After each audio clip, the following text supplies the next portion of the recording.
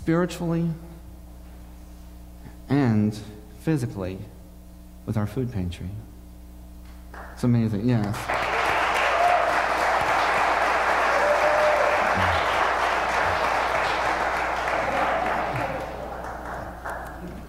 If I'd known you were clapping, I would have gotten water faster.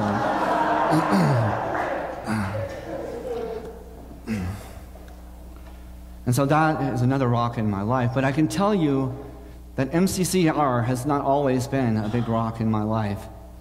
In fact, there was a time in my life that I said I would never be a part of organized religion again. Never.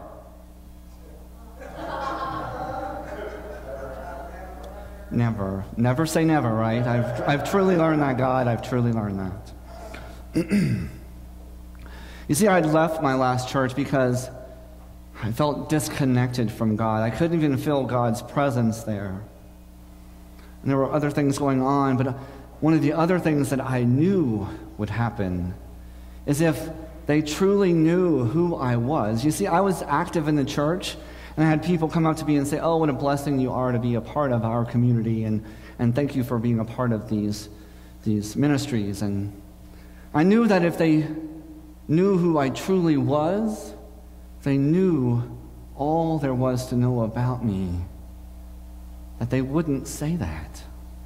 They would shun me, and they would shun my entire family as well. And so I left.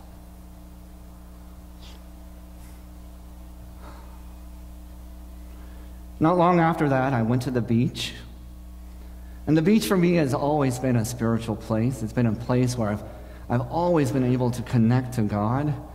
It's a very sensual place in the sense that all of my senses are heightened when I'm there. I love everything about the beach.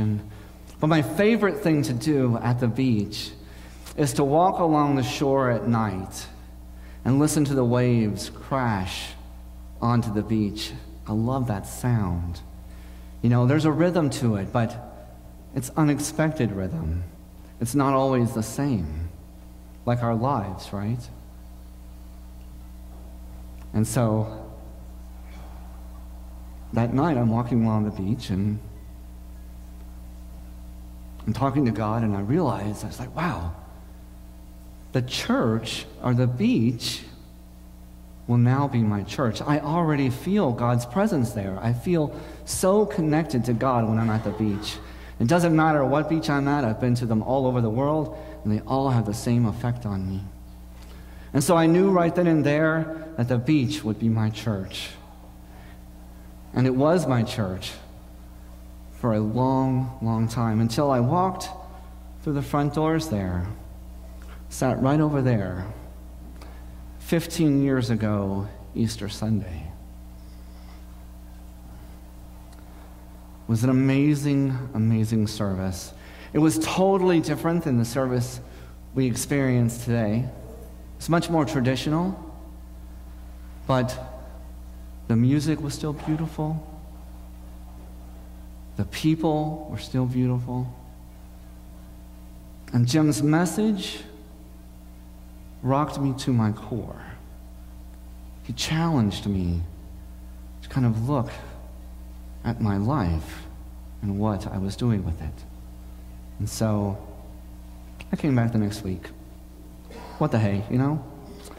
And then I came back the following week. And I came back more and more until a year later at Easter, I joined the church.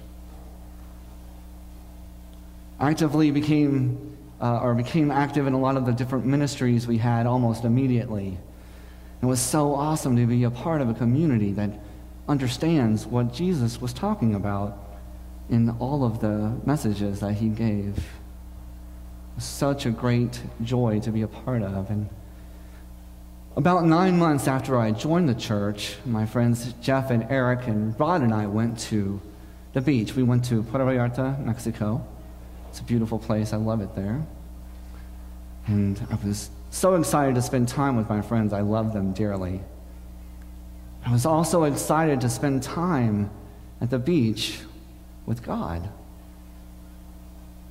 It had been a while, and so I was really looking forward to getting that connection again. And so that next morning, I get up before dawn, and if any of you really know me, you know that's a really big deal. I get up before dawn. I quietly sneak out of my room so I don't wake my roommate up. And I start to walk along the beach. And I'm trying to connect with God and kind of go over the things that are going on in my life, and I realize I can't connect. My life seems resolved, but that doesn't make sense because there were things that still weren't perfect in my life. I was single and I didn't want to be. I didn't care for my job. And then there were those other things that we have in our lives, and just the stuff that goes on. So it wasn't like there wasn't something I could talk about with God. But for some reason, there was a resolve there.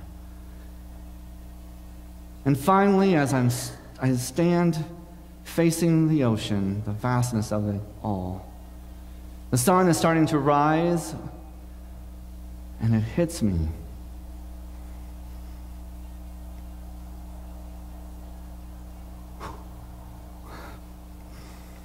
I have all of you.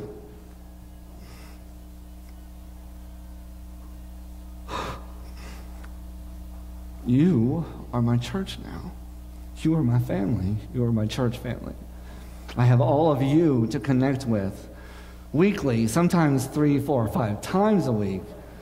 And every time I'm here or every time I'm with any of you, I feel connected to God.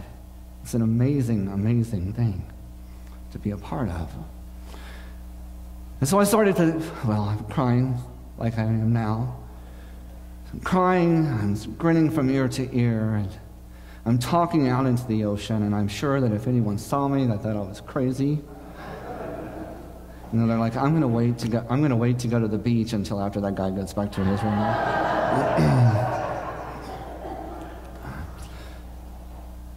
I was just so very thankful to God for giving all of you to me. I still am thankful for that. And so as I turn to walk to go back to my hotel room, I'm walking along and I see a rock kind of wash up along the shore and come back in. And as it does, I continue to walk, and as that rock comes back down, it hits my right big toe. So I lean down to pick it up. And the rock is shaped like a heart.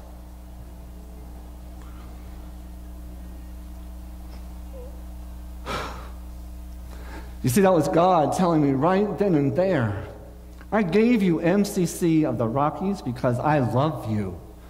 I love you so much that I gave you a community to share your life with. It was such an amazing moment in my life. And I can tell you that right then and there, the scales fell from my eyes. I had been converted almost 3 years before, but it wasn't until that moment that I was at the beach, my former church, that I realized that I had been converted to this church. That is an amazing story in my life, and it is a true story. So now you've had a little more time to think about your religions.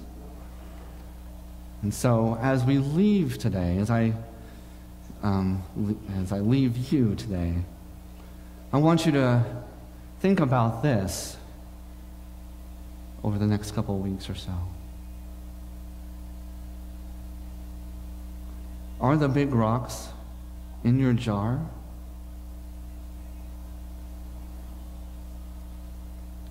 Are the big rocks that are in your jar the ones you want to keep in your jar? If not, is it time for a conversion in your life? Amen.